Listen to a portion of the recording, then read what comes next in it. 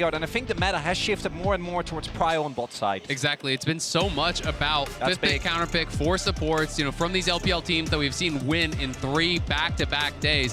But you talk about Keria, you talk about his flexibility, even back to when we were having, all kinds of crazy supports in the bot lane, the ADCs, everything. Keria can play it all. So I really am so interested to find out what the preparation is here for T1. They're on red side. Will they go 5th pick, counter pick here for Keria and really try to run this first game through bot lane? That's my biggest question. And right from the get-go, I like this from LNG. Take away this J4 from Oner. Oner has been the biggest point of contention for T1, one of the members that wasn't really able to perform, but this far on Worlds has been able to have a really big impact. And LNG also gets Gala's Kai'Sa and Scout's Azir. These are the 2 champions that I feel like you associate most with these iconic players, and that is really, really scary.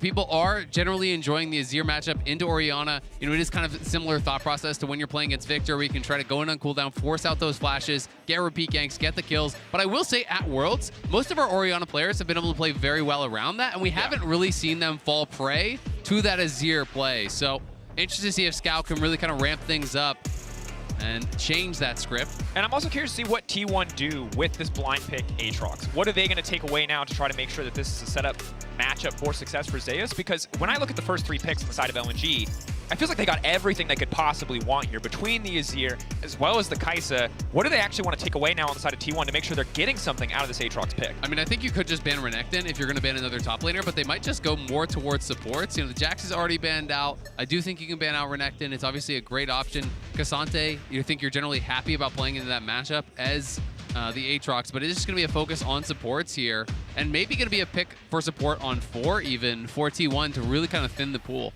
Yeah, I wouldn't be surprised if LNG opt into the Senna ban here. We've seen the Senna be really successful into Kai'Sa specifically.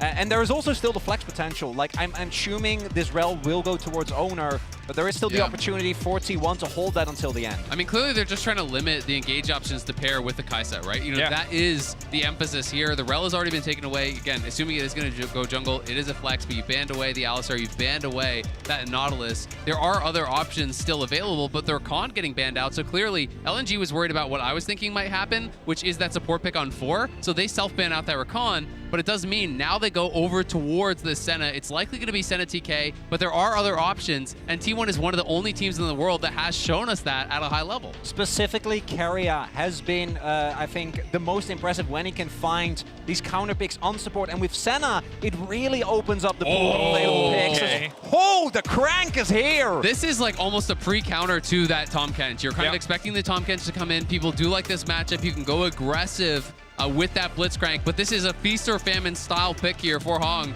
and he's going to have to perform well, because if you fall behind on Blitz, you become useless fast. And this Gwen actually is the counter pick that T1 opted into in Game 5 of the finals last year into the Aatrox. We'll see if Zika has a better time. Didn't work back then. What is going to be the R5 counter pick here?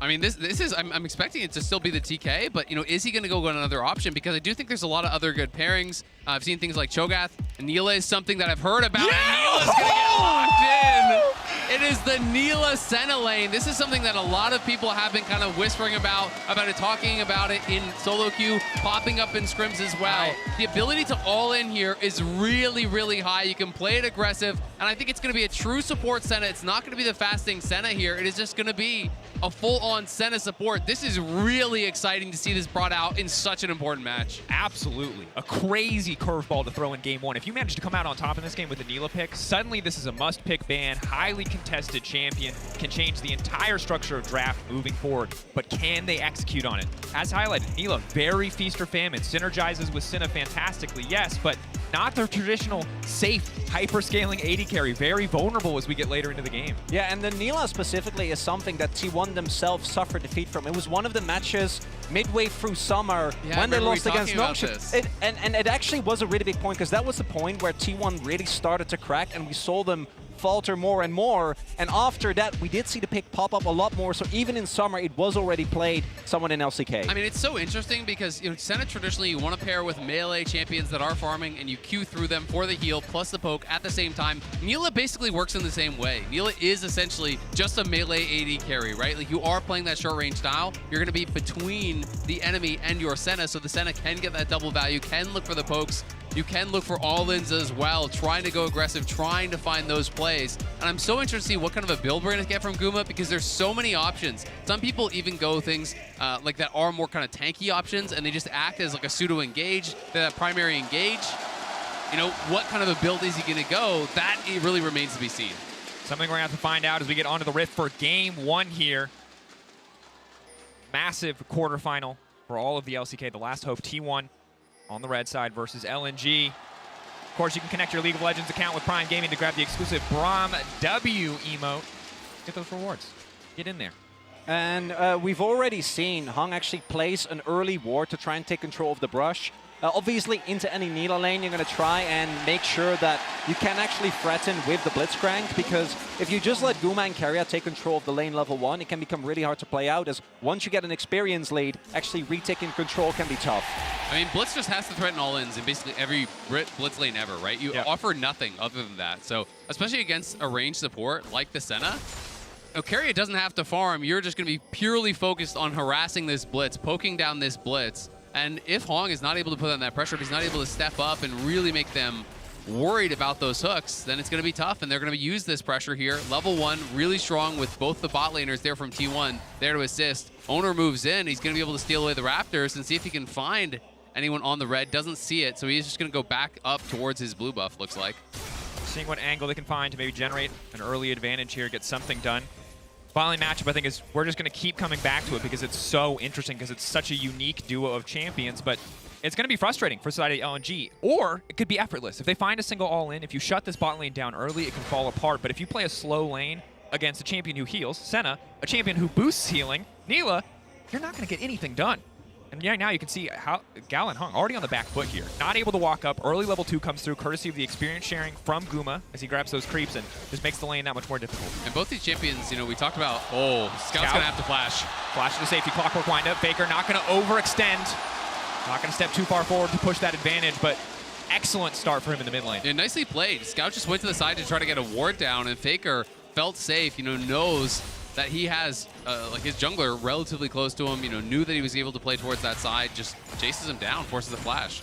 At the same time, T1 are aware that Tarzan is somewhere on the top half of the map, right? They have the ward on the red, know that it hasn't been taken, so I think Faker not moving too far forward there and committing his flash, definitely something that is more risk-averse and ends up working out well, although we are seeing Tarzan take that Raptor camp, maybe might be looking for a gank afterwards. Faker is pretty far up. Well, and look where Faker is positioning, though. You can see him playing towards the bottom side of this lane. He's going to play towards the side that his jungler is. You know, he's always going to be hugging more towards that side. He has the ward up on top side right there at the top of your screen, so he's going to be able to have time to react if this does come. You can see the wave was bounced, and it's pushing slowly towards him. So Faker will take the base. He'll just TP back in.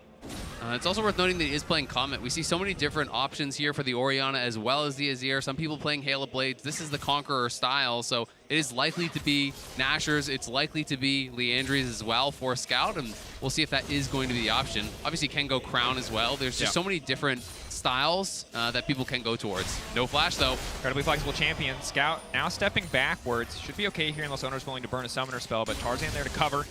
Means the play will fizzle out, but topside, botside completely isolated. They're getting to do what he wants on top side of the map, and it is paying off thus far. 31-18 the CS. Will even up a bit as this wave comes in, but you can see already that the Gwen has a pretty sizable advantage versus the Aatrox early on. Yeah, and I think part of that is Zeus also had to kind of respect the wave, couldn't take early trades because he knew that Tarzan was towards the top half of the map, so if he trades too aggressively early, and Gwen, the first few levels are actually quite strong, and you set yourself up for a dive, it opens up a really easy opportunity for LNG to get ahead on the top side. And so much of that matchup is being able to kind of just stay right on the edge of that Q range. So when Zeus goes for the Q that's about to hit you, you can pop your immune, stay outside where he's still on the outside of that ring, and you're going to be able to immune that. It makes it very, very difficult for Aatrox to kind of play that style that you want to in these matchups where you're constantly just poking away with those Qs. Because Gwen has the ability, both with that immunity and also with the skip and slash, to dodge to the side, to trade back really effectively, and to take all in. So it is a very tough matchup that scales incredibly well, and I'm so interested to see how Zika is going to perform, because this guy has just improved by leaps and bounds over this last year. In summer especially, I thought he was incredible in the LPL, and there is that style that I'm talking about. Right on the edge, the Q gets immune, and he's going to be able to get a good trade back as a result. Excellent Q2, though, to ensure The pullback does come in. That said, Zeus still not coming out on top in these trades. Will get easier once he has some natural sustain to come through from the Gore Drinker, but right now, when running the top side of the map, Oner there just to cover, just to pick up the Krugs. Yeah, Big Finger Zeus hasn't actually backed yet. His wave state is kind of awkward, though. I wouldn't be surprised if Oner goes for a lane gank here, but did get spotted. So Zika shouldn't be in any trouble, but at the very least, it should allow Zeus to push out and get a back in. And then use his teleport to get back to lane. And again, I'm pretty sure Oner did get spotted, so shouldn't really be any risk for the Gwen here. Does always get a little bit dicey though, when Gwen hits 6 there, because he can try to hold this wave potentially. Oner has base. Obviously, Zika doesn't know this, so he's still going to play down towards River, where we know that Tarzan is available for a potential counter gank if he had stayed around. And seeing that the wave got pulled with a cannon, Zeus couldn't actually base, and now Oner is not there, and the jungler's coming up, and Zika 6, so they're going to look for an all-in. Zeus has the ulti, a bit extra movement speed. Will get away from the flank drag. Quick flash out to safety. Instantly just going to ult for the extra movement speed. Now the damage coming through from the Gwen. Tarzan looking to follow up the flash in. Zeus still living for now, but first blood on the top side for LNG as Zika cuts him down. Really well played there by LNG. Oner didn't want to show, so he didn't want to fully kind of just show on the wave to be able to help him crash. As a result, he hides his positioning, but it means that Zeus had to stay around because with that cannon, it was going to be a freeze. Oner will start up the Dragon on the bot side here, though, so we'll see if LNG has anything to say about it. Really well done there by LNG. It's using the fact that Zeus really wants to get that wave in. The adaptation from Tarzan to, instead of going back, up towards that top side gank. T1 will be able to pick up the Dragon, and I do think that the fact that Zeus still had his teleport available means that at least right now he will be able to pick up most of the CS and the wave, but it does mean Zika already has about like, 40% of a level up and has a kill plus a 20 CS lead. So this Gwen is going to be really tough to deal with as we get into the mid to late stages of the game. I mean, it's first blood as well, so it's nearly an 800 gold lead up there in the top lane, which is going to be really, really rough, but Zeus trading well there. The wave still should crash. It's too much to hold, and you're too low HP. So the wave will crash. Zika's going to go see if he can find some honey fruit likely in the river, and if he can get it, which he does, I can see his health going up. So he's going to pick that up, but still Lex to base. And the investment top side just certainly paying off thus far for LNG and their counter pick with the Gwen. The bottom side, however, Guma doing pretty well to at least have a small lead over Gao. The biggest difference you're going to notice is experience, again, because of the champions selected. Might free up Keria to lay down a little bit more global pressure with the ultimate. Something we're going to have to see if T1 are able to use. And it's a good bit of push here for Keria and Guma. And I want to see, if T1 are going to be opting into, that soul optimization, trying to follow around your jungler, trying to pick up all these additional souls, because really kind of ramping that up is such a big deal, especially if you are playing purely support Senna. Where you're not going to be farming, you're not going to be kind of getting that additional gold through that mid game because you do have a true AD carry. It's not like you're paired with Tahm Kench where you can start picking up more and more of that farm. So I want to see how he optimizes. He's at 27 souls already, but that is going to be a huge portion of your damage in this kind of a game. Certainly is. Every 20 souls, 15 AD, 20 range, 10% crit chance. So it's going to feel good every time you hit one of those breakpoints as Keria. T1, 3 members in the area, ready to set up. Scout on the flank, however, going to look for the shove. Is going to manage to catch only Zeus in the meantime. Baker still standing strong. Shockwave getting good damage down. T1 quick to force the fight. Zika not powerful enough to force that one through. T1 taking one and might just turn right back to the Herald.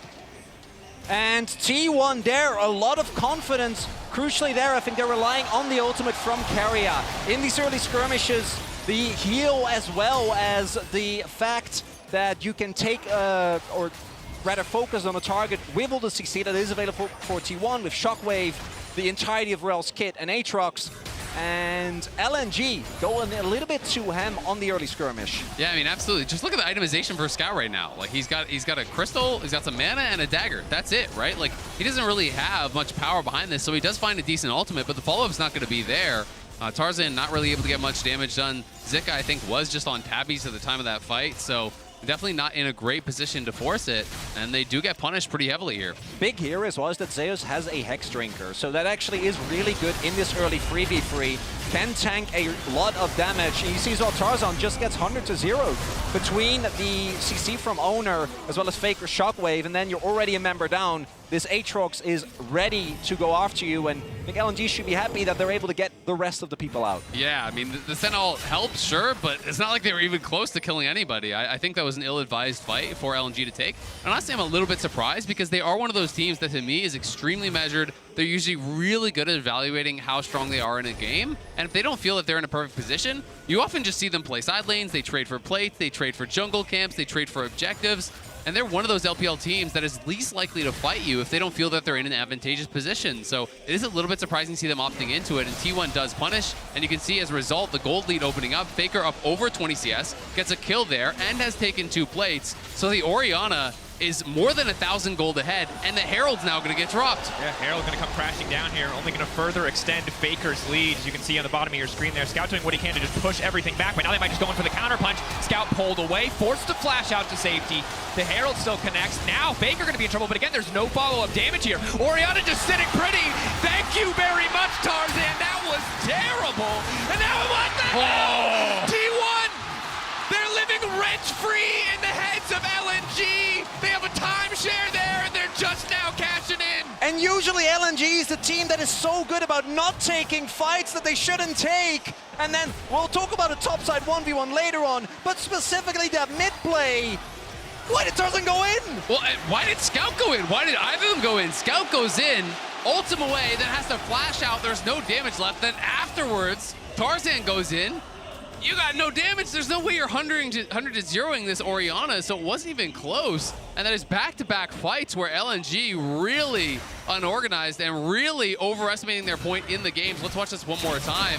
Zika starts to take the trade here, has the ulti available, but Zeus just sidestepping on the Rs, and then is able to turn it around here in the final moments. So both these queues, actually both players playing it really well, but just no heal cut through that ultimate meant couldn't actually do enough damage. And I think because of the earlier play, there was actually a CS advantage or an experience advantage for Zeus as, yeah, again, I don't know. There is no so damage follow-up. Unorganized. And especially with Shockwave still available, you're just never getting out of there. As Tarzan feels like the communication there between Scout and Tarzan just not on the level it needs to be. No, absolutely not. LNG are looking nervous in game 1 here. And if you can't tell, the crowd seems to be favoring T1 here in Korea. The crowd erupting with every single play.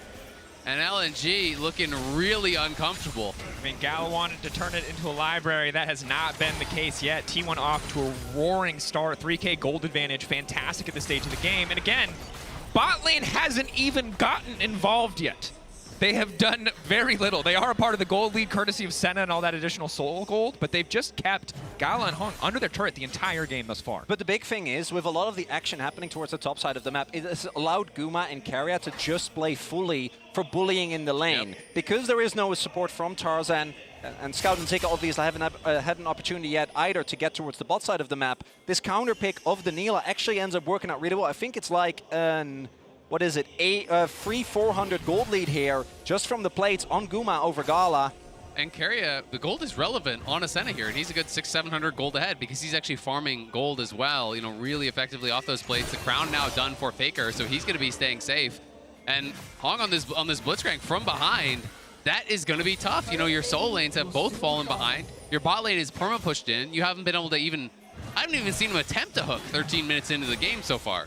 And I mean, Blitzcrank from behind, when you're going to be playing against Umbral Glaive, you never are going to know if you're in that safe pocket of vision where you can lurk and set up that perfect hook. The potential is always there, but the windows of opportunity get smaller and smaller when you're at this kind of deficit, when you're playing against so much vision denial, especially against a champion like Senna.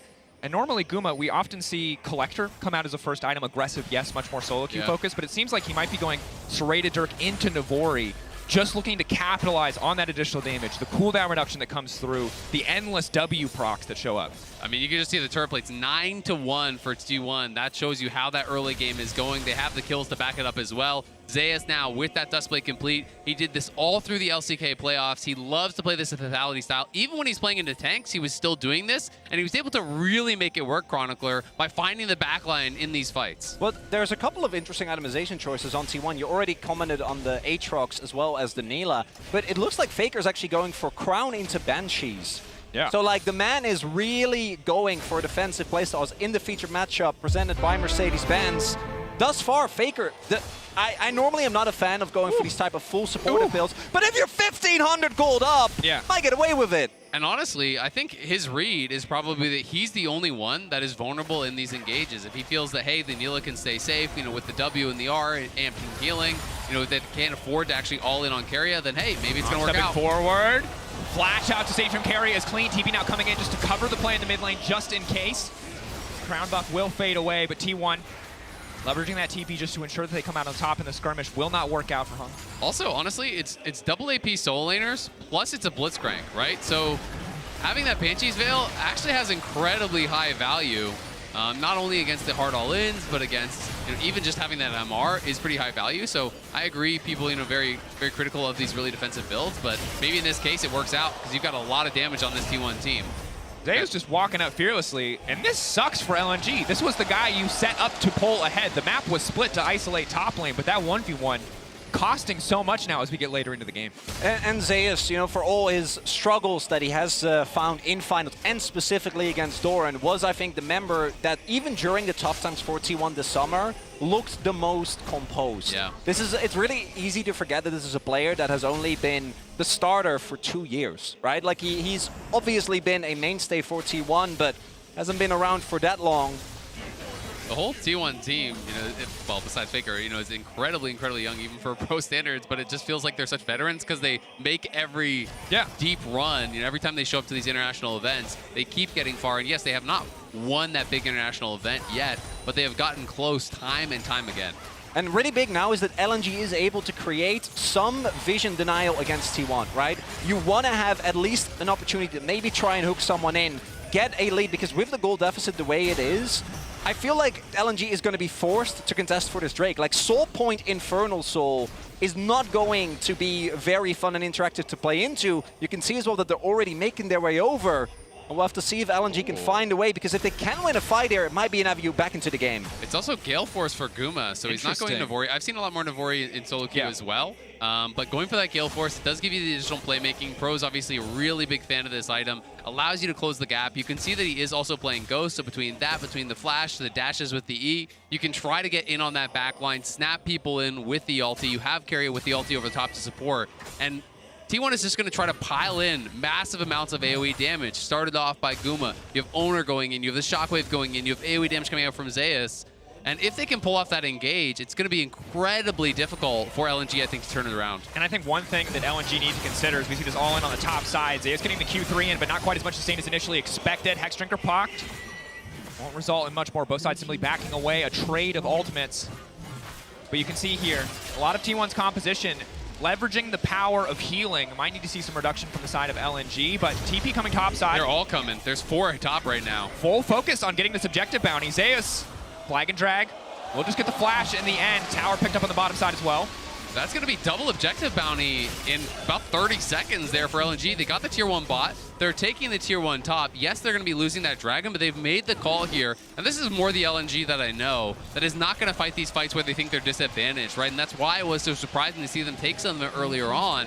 But they're just going to play the map. They're going to try to get as much gold in the pockets of their carries as possible and attempt to be ready for this Soul fight, which is very likely to be game deciding here in 5 minutes. At the same time, I wouldn't be surprised knowing T1 if they don't even opt into a Soul fight in 5 minutes, but just head straight towards the Baron.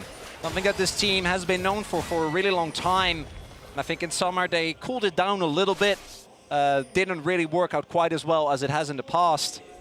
We'll see if LNG find a way, because I do agree. I think that fighting there is always going to lose you the game. Yeah. LNG identified the best opportunity to still get something out of the play. And it's going to be Crown into Nashers here for Scout. So again, respecting the upfront damage, respecting that potential engage. And Zeus just all aboard the lethality train here. He's going more and more towards it. I think we're going to see Collector second for Guma. Yep. And, you know, just looking towards this kind of heavy burst style build does make armor very, very valuable when you have 3 lethality users over on the T1 side. But, you know, we're not seeing anything really itemized in towards just yet. And it's tricky because Nilah is an incredibly obnoxious champion.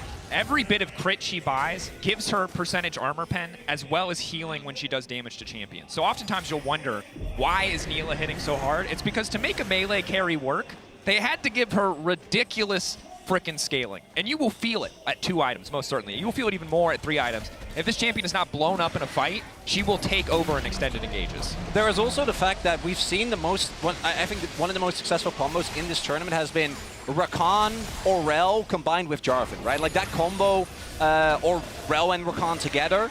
And without the Nilah, T1 wouldn't really have anything to, outside of a Shockwave, to really follow up in the same way. And particularly with Guild Force, I think it'll be really easy for Guma to follow up if a good engage is found.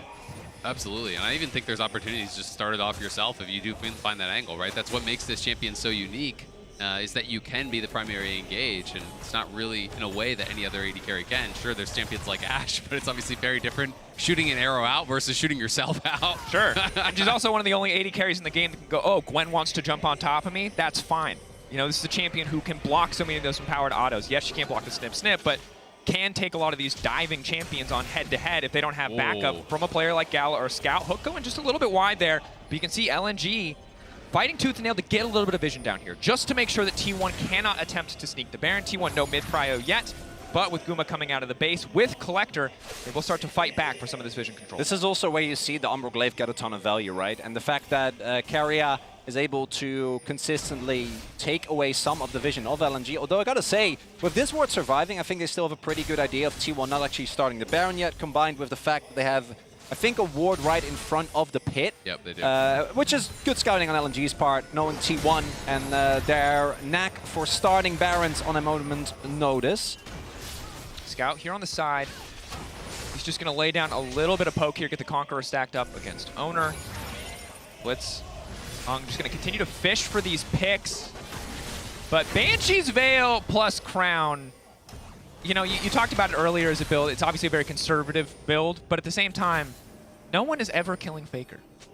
It's just not going to happen. Yeah, it's going to be really tough, especially from the position that T1 are in. And there's so many threats on this team that it's going to be really difficult to get into the backline towards him.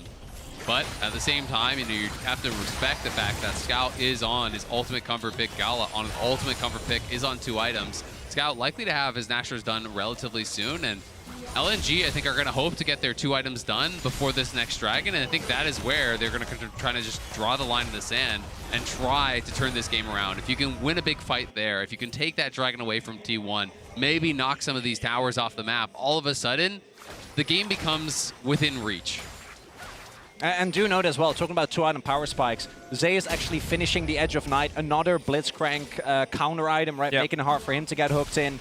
Owner with the Knight's Vow, which I think he put on Guma just now. Yeah, there's really not good poke either on LNG's side to actually knock off Banshees or Edge of Night. Not a lot of ways. And in about 30 seconds, this is going to be a must-win fight for LNG. Infernal Soul also going to take away a lot of the potential problems with lethality, because if you add all the extra damage on top of that, it's not going to be nearly as much of a problem. Or T1 might pivot towards the Nash. We'll see what T1 want to do, but this is an opportunity. 2 items across the board, just about for the side of LNG. Maybe a chance to fight their way back into this game. Some unforced errors earlier on, costing them dearly as we've gone later into this game. But they can reset the script right here if they can find the right angle on this fight. You can see both teams trying to fight for this mid lane wave, but all the vision for T1 is focused towards that Baron side, and T1 do have mid-prio. The Dragon spawning just now, so will LNG just try to rush it? And the answer is going to be yes. Zika's already on it, and T1 are coming, so the fight is going to be on. Have to be careful about locking themselves in the pit. Keep your eyes on Guma if he gets to the back line. Owner now stepping forward. Dragon Soul stolen, and now it's Gumayusi looking to tear through the entire team. Goes Golden right to the back line. Zeus continuing to step up, but Zeka needs to be the difference maker. Zeka needs to hold on, but there are too many members free firing into the Gwen. Zeus stands strong on the back side of the fight, taking down so many members on the side of LNG. And Zeka tries heroically, but it's not enough. The steal comes through. T1 have the gold lead, and they're able to take a commanding lead. Only Keria ends up going down. Busan erupts as T1 claim the soul, claim the ace, and claim the Baron, and you have to think they've claimed game 1 as well. An incredible start to the series from T1. showing us something new here on the world stage with the Nilah, but you can see the start of this fight, everything they could want, and it only gets better from the moment that Infernal is stolen. Yeah, they're just not able to really do anything with this Blitzcrank. I mean, Hong not able to find an angle to engage. LNG so focused on trying to actually knock down this Dragon that Zika is not in a good position as the fight starts. And then Gala just gets tipped there, and as Hong hooks him, he hooks Zeus in. Thanks for the alley-oop. He slams it down on Gala. And gentlemen, I'm not trying to flame anybody, but I don't think Hong is gonna play Blitz again. It's a self-ban angle. It might be the self-ban angle. Yeah, Blitz, as you pointed out at the beginning of the match, Azil, is very much, it's hit or miss. Yeah. And That was the first hook, This was Chronicler. miss or miss. Yeah. That was the first hook. The first hit was a miss. Yeah. Yeah. Or a hit, you're a T1 fan. True. They might want more. They might say, let's run it back. True, yeah. Would be understandable, but look at the teamfight damage. Look at how many threats there are. The lethality Aatrox hitting like a truck, combined with the Nilah, combined with Faker, even on this super tanky build, still outputting so much damage. Hook not quite going to connect there onto Owner. He could feel the wind on his backside, but T1 just barreling down the bottom lane. And honestly, it's just been a tough one for LNG because you lost topside around these engages at Herald, around this engage in mid lane. Your bot lane in the 2v2 doesn't really stand much of a chance. You're perma pushed in. So even once this Blitzcrank got out of lane, there wasn't much recourse for him. And T1 on the push. Zeus maybe in trouble. Zeus off to the side, but LNG has to be careful about overcommitting. Zeus still just taunting them, teasing them. Blitzcrank, can the hook come out? Cataclysm locking him in. They will connect, but he pulls it back. Apotheosis! Gumayushi ascending to godhood in that moment as LNG are torn to shreds. T1 too far ahead. They make it look effortless. It's a clean ace for T1. Faker shockwaves the minions just to speed up the demise of LNG. The Korean fans erupt here as T1 gonna claim game number 1. Busan will not be silenced yet. Incredible start for T1. LNG kicking themselves after that early game, and to be honest, it was a mess there as we got later and later into the game. Gonna have to go back to the drawing board as we get ready for game 2. And coming into this game, for me, as I mentioned at the beginning, the most important player on the T1 side was Owner. How was he going to be able to play? And I think it was him and Faker, the combination of the Rel plus the Orianna that ended up being really big. And then also on the flip side, Tarzan in particular, having a really rough game on the Jarvan. Like, they picked that away, which I think was the right call. But after a game like that, I don't know if you can do that a second time. I mean, I think he had a bad game, but I also have to criticize Scout. I'm a massive Scout fan, but I don't think he was on point with his engages either. You know, the engage that he went in for over by the Herald fight did not work out. The one around mid lane did not work out either. And LNG have got to calm down, go back to the drawing board because they just got absolutely rinsed by T1. And it's super concerning when you look at the elation of those first 3 picks, how solid that looked for LNG, turning it into that performance that just did not match that initial assessment. Let's send things over to the analyst desk to talk a little bit more